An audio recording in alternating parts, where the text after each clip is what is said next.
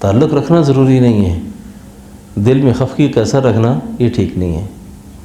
اس کا سب سے بڑا فائدہ انسان کی روحانی زندگی پہ بھی ہے اور جسمانی زندگی پہ بھی ہے۔ صحت کی زندگی جو ہے نا اور روحانی زندگی کے لیے نا، جب تک آدمی کی صحت ٹھیک نہیں ہے نا، بیماریاں عوارض جب گھیر لیتے ہیں نا، تو پھر آدمی چاہنے کے باوجود بھی بوجھ کو نہیں کر سکتا، پھر نیکی کی طرف چلتے ہوئے بھی نہیں چل سکتا پھر۔ تو اس لیے تو دل و دماغ پر یہ ذہنی بوجھ اس طرح کا سوار نہیں کرنا چاہیے کہ میں کس طریقے سے دوسرے سے انتقام لوں، بدلہ لوں، اس کو ذلیل کروں، اس کو پریشان کروں، اس کو تنگ کروں۔ ایسا کام نہیں کرنا چاہیے۔ اللہ والوں کی شان ہی نہیں ہے یہ، نیک لوگوں کی طرح زندگی میں یہ بات شامل ہی نہیں ہے۔ اس لیے صوفیاء کا مشرب بڑا وسیع ہوتا ہے۔ صوفیاء نے کبھی بھی جتنے لوگوں کو متاثر کیا ہے وہ اپنے اخلاق سے کیا ہے، اپنے کردار سے کیا ہے، اپنی زندگی سے کیا ہے۔ لڑائیوں سے، جھگڑوں سے، فتنوں سے نہ ان کاموں میں پڑے، نہ ان کاموں کو حوصلہ دیا، نہ ان کاموں کے لیے اپنے آپ کو فارغ رکھا۔ کہیں اختلاف ہو رہا تھا اور اس اختلاف کے تصفیہ میں ہمارے حضرت جی صاحب رحمۃ اللہ علیہ کو ڈالا، تو اللہ کی رضا کے لیے حضرت نے بڑی کوشش کی لیکن مسئلہ حل نہ ہوا۔ تو پھر ان صاحب نے ایک دن رابطہ کیا کہ حضرت یہ آپ ہمارے تصفیہ میں آ جائیں۔ تو حضرت نے مجھ سے یہ فرمایا کہ ان کو یہ بات لکھو اور یہ شعر لکھو کہ ان حسرتوں سے کہہ دو کہیں اور جا بسیں، ان حسرتوں سے کہہ دو کہیں اور جا بسیں، اتنی جگہ کہاں ہے دل داغدار میں، اتنی جگہ کہاں ہے دل داغدار میں، لگتا نہیں ہے جی میرا اس اجڑے دیار میں، 4 دن مانگ کر لائے تھے زندگی، 2 کٹ گئے آرزو میں 2 انتظار میں، 2 کٹ گئے آرزو میں 2 انتظار میں، ان حسرتوں سے کہہ دو کہیں اور جا بسیں، اتنی جگہ کہاں ہے دل داغدار میں، اتنی جگہ کہاں ہے دل داغدار میں۔ کتنا بدنصیب ہے ظفر، کتنا بدنصیب ہے دفن کے لیے، دفن کے لیے، دفن کے لیے 2 گز زمین بھی نہ ملی کوئی یار میں، 2 گز زمین بھی نہ ملی کوئی یار میں، ان حسرتوں سے کہہ دو کہیں اور جا بسے۔ تو صحیح بات یہ ہے کہ پوری کوشش کرنی چاہیے۔ یہ زمانہ فتنوں کا دور ہے نا، فتنے انسان کے پاس اندھیری رات کے ٹکڑوں کی طرح پیچھا کر رہے ہیں، اندھیری رات کی طرح پیچھا کر رہے ہیں۔ بس کسی جھگڑے کا نزاع کا حصہ نہ بنے اور کسی کے درمیان نزاع اور جھگڑے کا ذریعہ بھی نہ بنے، اس سے آپ خود پریشان ہو جائیں گے۔ اور جہاں تک ہو سکے جھوٹ بول کر کے بھی کسی کے درمیان اگر صلح کرا سکتے ہوں تو اس کو تصفیہ کی راہ دکھائیں، جھگڑے کی راہ پہ نہ لے جائیں، جھگڑے کے راستے پہ نہ لے جائیں، جھگڑے کے راستے پہ نہ لے جائیں۔ یہ امت کے حقوق میں سے ایک بڑا حق ہے۔ تو نبی علیہ السلام تو یہ فرمایا نا، قل اعوذ برب الفلق، قل اعوذ برب الناس، مالک الناس، الہ الناس، من شر الوسواس الخناس الذی یوسوس فی صدور الناس من الجنۃ والناس۔ یہ جو تعلیمات دی گئی ہیں نا، اس کا اہتمام کرنا چاہیے، اس کا اہتمام کرنا چاہیے، اس کا اہتمام کرنا چاہیے۔ خاص کر کے عورتوں سے یہ درخواست ہے کہ فتنہ پرور کوئی عورت بھی آ جائے، فتنہ پرور عورت، کہتے ہیں نا کہ پانی کے اوپر شیطان ایک بڑے تھال کے اوپر تشت لگا کر بیٹھا ہوا ہے نا، اور چھوٹے چھوٹے شیاطین آ کر اس کو اپنی دن کی کارگزاری پیش کرتے ہیں، دن کے احوال سناتے ہیں، اس کو حالات بیان کرتے ہیں کہ ہم نے آج کیا کارنامہ سر انجام دیا، ہم نے کیا کارروائیاں کی۔ تو شیطان اس آدمی کی اس شیطان کی بہت زیادہ حوصلہ افزائی کرتا ہے جو شیطان آ کر یہ کہہ دے کہ 2 میاں بیوی لڑائے آپس میں۔ وہ کہتا ہے تم نے کام تو تم نے کیا ہے، باقی کس نے کیا کیا ہے؟ باقی تو کوئی کام نہیں ہے، اصل کام یہ ہے، اصل کام یہ ہے جو تم نے کیا۔ بات سمجھے نا، یہ بہت خطرناک بات ہے۔ تو اس لیے کئی دوست مجھ سے یہ بات پوچھتے رہتے ہیں کہ اس کا علاج کیا ہے۔ علاج یہ ہے کہ عورتوں سے یہ کہا کریں گھروں میں کہ آٹا گوندھتے وقت، سالن بناتے وقت، چائے بناتے وقت، کھانے پینے کی کوئی چیز بنا رہی ہے نا، اس دوران اگر جو سورہ فلق اور سورہ ناس پڑھنے کا اہتمام کریں گی نا، سورہ فلق اور سورہ ناس، اس کے اہتمام کی وجہ سے اللہ تعالیٰ گھر سے مرد کی طرف سے آنے والے فتنوں سے حفاظت فرمائیں گے، اور مرد جب اس کا اہتمام کرے گا تو عورت کی طرف سے آنے والے فتنوں سے اللہ حفاظت کریں گے، عورت کی طرف سے آنے والے فتنوں سے۔ اور عورت کا فتنہ اللہ اکبر، عورت کا فتنہ بہت بڑا فتنہ ہے۔ یہ اخیر دور ہے نا، فتنے زیادہ عورتوں سے نکلیں گے، عورتوں سے نکلیں گے۔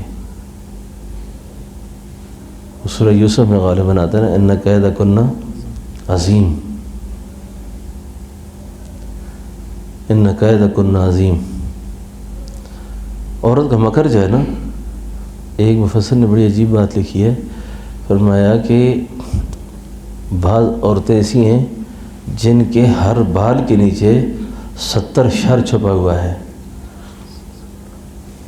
70 مکر چھپا ہوا ہے، 70 مکر چھپا ہوا ہے۔ بات سمجھے نا میری؟ پتہ ہی نہیں چلتا، بندہ فریب میں آ جاتا ہے، دھوکے میں آ جاتا ہے،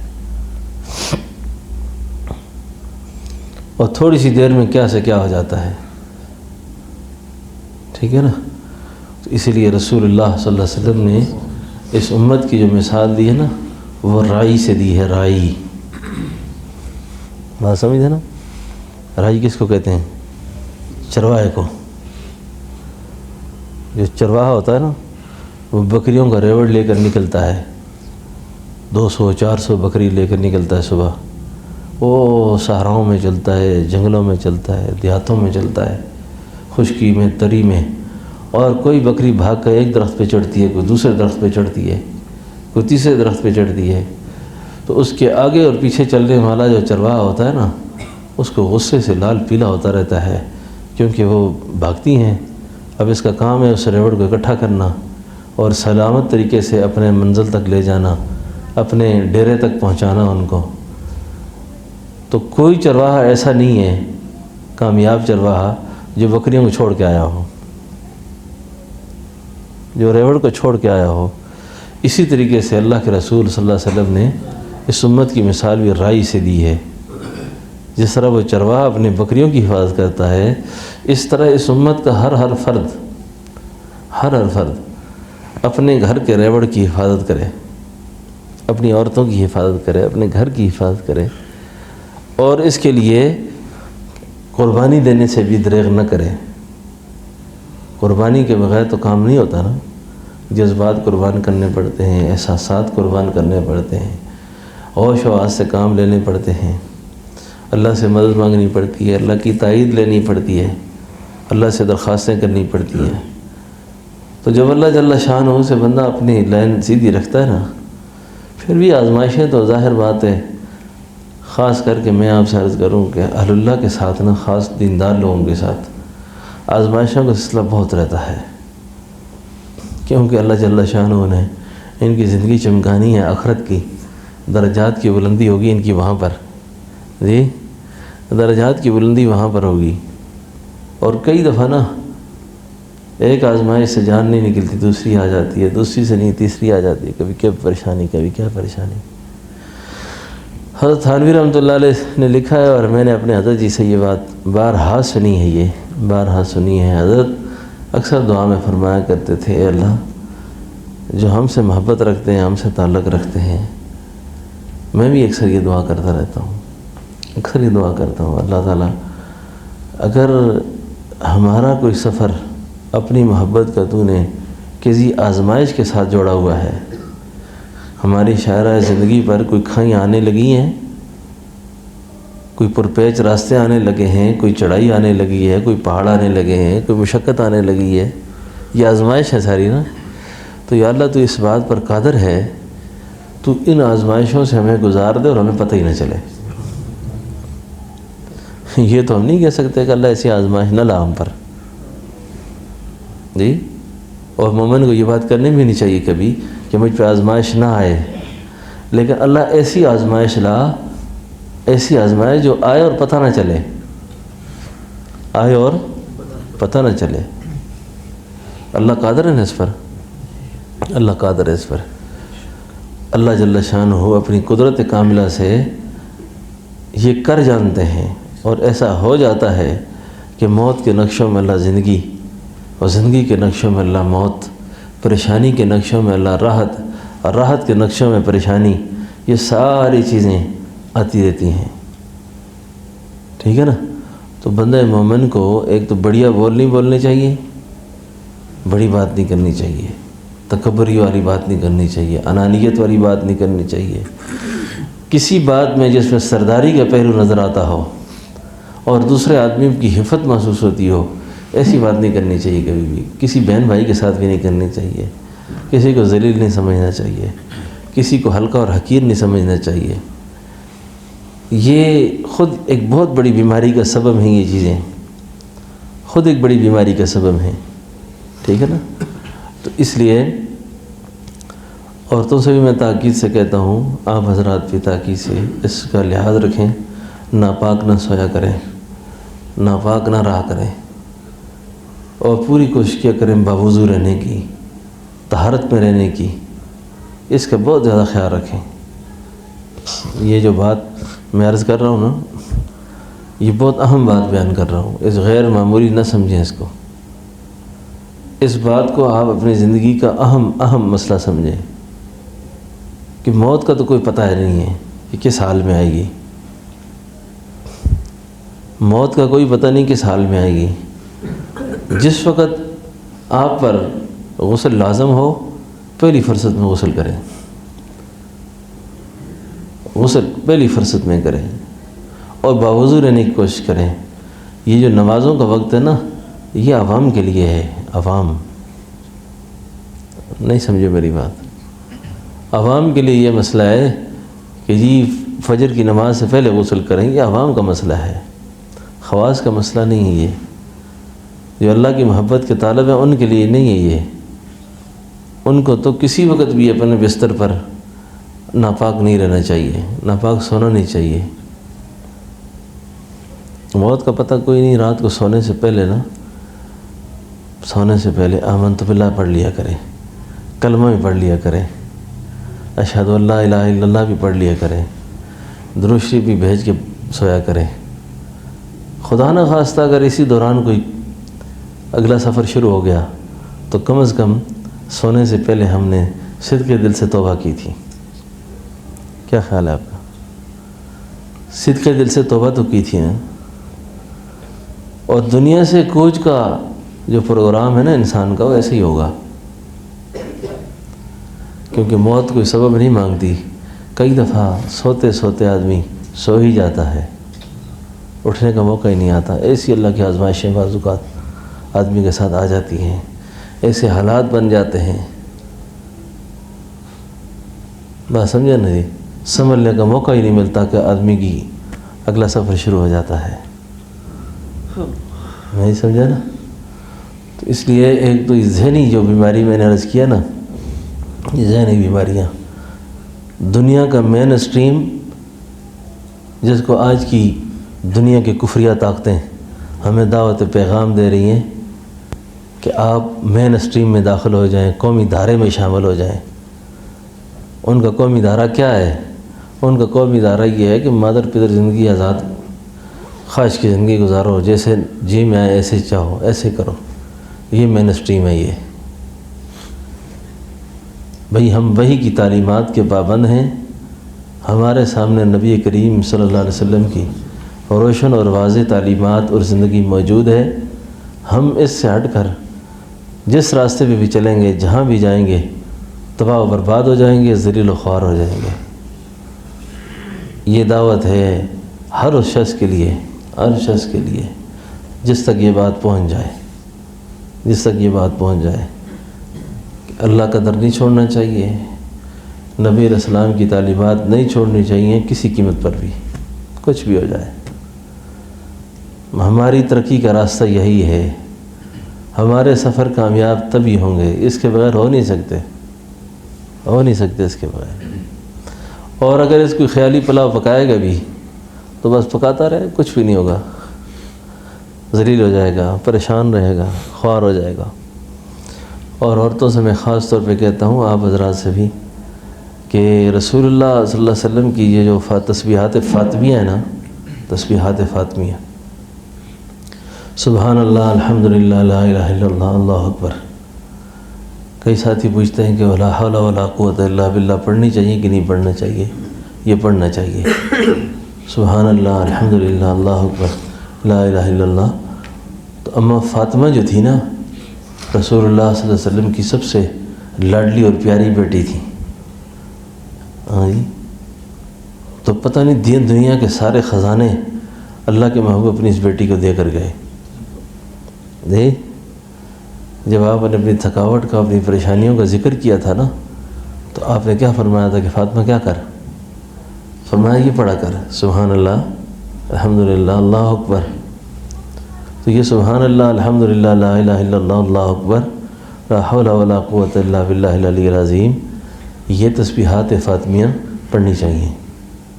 یہ بھی ذہنی بیماریوں کا علاج ہے، ذہنی بیماریوں کا علاج ہے۔ اور یہ جتنا غیر معمولی غصہ آتا ہے، دماغ پر بوجھ پڑتا ہے، پریشانیاں آتی ہیں، یہ ساری کی ساری پریشانیاں انشاءاللہ ایک تو قائل تقدیر ہونے سے ختم ہو جاتی ہیں، مقدر پر راضی رہے آدمی، مقدر پر راضی رہے، کوئی گلہ نہیں، کوئی شکوہ نہیں، کوئی اعتراض نہیں، کوئی کسی کے ساتھ ہماری عداوت نہیں۔ فقیر کا مسلک ہوتا ہے وہ اللہ کے حوالے رہتا ہے، فقیر دوسری تیسری باتیں نہیں سوچتا، وہ ہر سبب کے پیچھے اسی سبب کو دیکھتا ہے کہ میرے اللہ کی حکمت کیا ہے، منشا کیا ہے، مرضی کیا ہے اس میں۔ اور دوسرا، اپنے ذکر اذکار کا، اپنے معمولات کا اچھے طریقے سے خیال رکھیں، اور غافلوں میں نہ شمار ہوں۔ غافلوں میں شمار ہونے سے نقصان ہو جاتا ہے۔ نمازوں کی پابندی رکھیں، نمازوں کی پابندی رکھیں۔ اور یہ جو میں نے چند باتیں آپ سے عرض کر دی ہیں، اللہ رب العالمین ہم سب کو عمل بھی دے، اللہ سمجھ بھی دے، ٹھیک ہے نا؟ اور یہ باتیں سن کے اپنے گھروں میں اس کا مذاکرہ کیا کریں، اپنے گھروں میں اس کا مذاکرہ کیا کریں۔ آج کل تو یہ ریکارڈنگ کا زمانہ ہے، تو اس سے بھی کافی فائدہ ہو جاتا ہے۔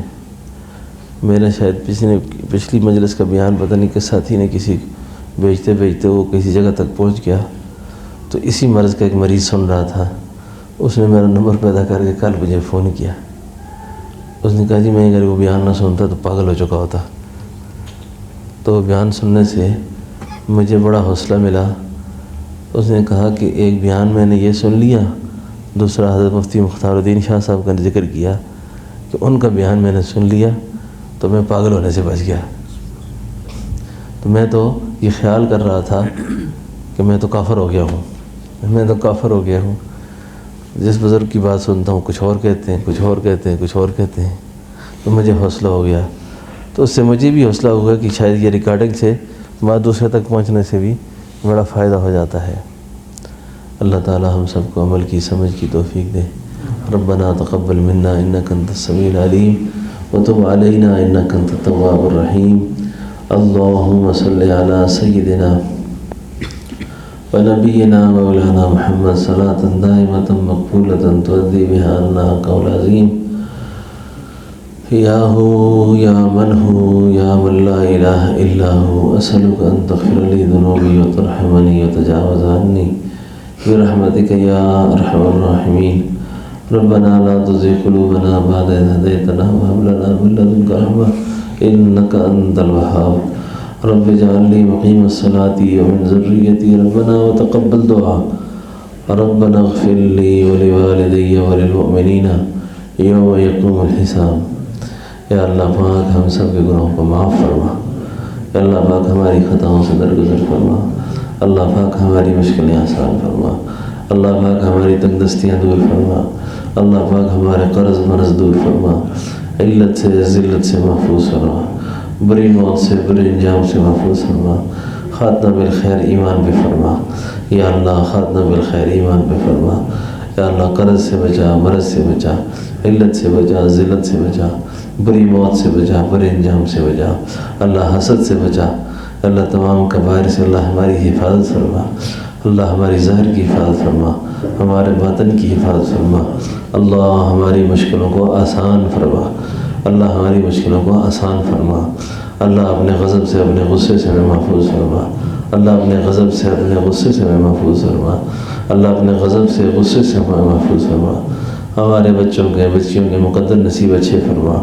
اولادوں کے نصیب روشن فرما، اولادوں کو ہدایت نصیب فرما، اللہ ہماری نسلوں میں کوئی بے دین گمراہ ظالم جاہل نہ پیدا فرما، اے اللہ ہماری زندگی کے سفر میں، ہماری اولادوں کے زندگی کے سفر میں کہیں یا اللہ اگر کوئی پریشانی لکھی ہوئی ہے، کوئی سختی لکھی ہوئی ہے، کوئی بدبختی لکھی ہوئی ہے، یا اللہ اس بدبختی کو ختم کر کے سعادت مندی میں تبدیل فرما، یا اللہ ہمیں اولاد کے صدموں سے بچا، اولاد کے دکھوں سے بچا، اولاد کی پریشانیوں سے بچا، اولاد کی آزمائشوں سے بچا، اللہ ہمارے بچوں کو بچیوں کو ان کی دنیا میں اچھی فرما، اللہ آخرت اچھی فرما، قبر میں اچھی فرما، قیامت اچھی فرما، اے اللہ ہمارے والدین کریمین، ہمارے بہن بھائی عزیز و قارب مشائخ اساتذہ، یا اللہ وہ مسلمان جن کے پیچھے ہاتھ کھڑے کرنے والا کوئی نہیں، اے اللہ اس مجلس کا ثواب ان سب کی ارواح کو پہنچا، یا اللہ ان سب کے درجات کو بلند فرما،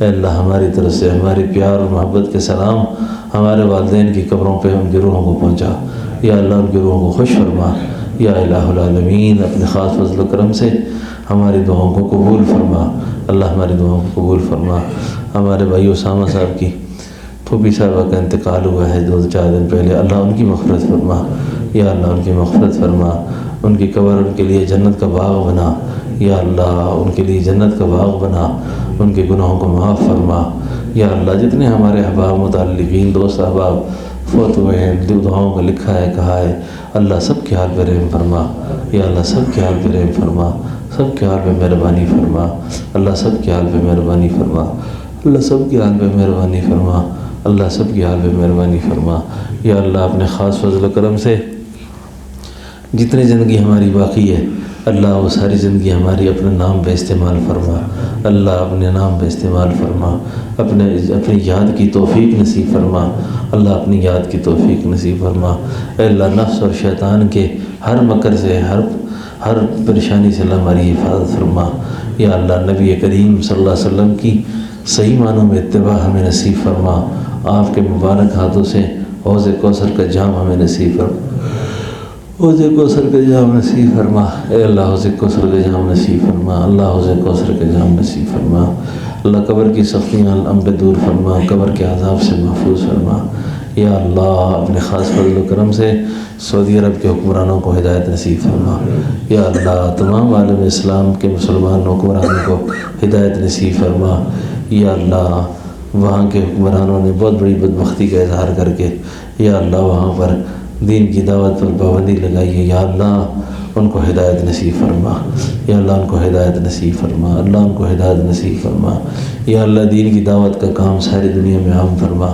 یا اللہ وہاں پر جتنے اس وقت سلمہ گھر کھول رہے ہیں، فحاشی کے اڈے چلانا چاہتے ہیں، یا اللہ ان حکمرانوں کو ہدایت نصیب فرما، یا اللہ ان کو ہدایت نصیب فرما، یا اللہ ان کو ہدایت نصیب فرما، یا اللہ اگر ان کے مقدر میں ہدایت نہیں ہے اور یہ تیرے نام کے لیے بدنامی کا باعث بنتے ہیں، یا اللہ ان کو دفع فرما، ان کی جگہ یا اللہ نیک صالح حکمران نصیب فرما، یا اللہ نیک صالح حکومتیں نصیب فرما، یا اللہ اپنے خاص فضل و کرم سے مسلمانوں کو اتفاق اور اتحاد نصیب فرما، یا اللہ عرض حرمین شریفین کی حفاظت فرما، یا اللہ حرمین شریفین کی حفاظت فرما، اللہ حرمین شریفین کی حفاظت فرما، یا الہ العالمین، یا الہ العالمین پاکستان کی اندرونی بیرونی سرحدوں کی حفاظت فرما، یا اللہ امارت اسلامیہ افغانستان کی حفاظت فرما، یا اللہ امارت اسلامیہ افغانستان کی حفاظت فرما، یا اللہ حکومت کو استحکام نصیب فرما، یا اللہ حکومت کو استحکام نصیب فرما، یہود و نصارہ کی ہر تدبیر کو اللہ ناکام فرما، یا اللہ ہر تدبیر کو ناکام فرما، وصلی اللہ تعالی علی خیر خلقی محمد وعلى آله وأصحابه وأهل بيته أجمعين برحمتك يا أرحم الراحمين.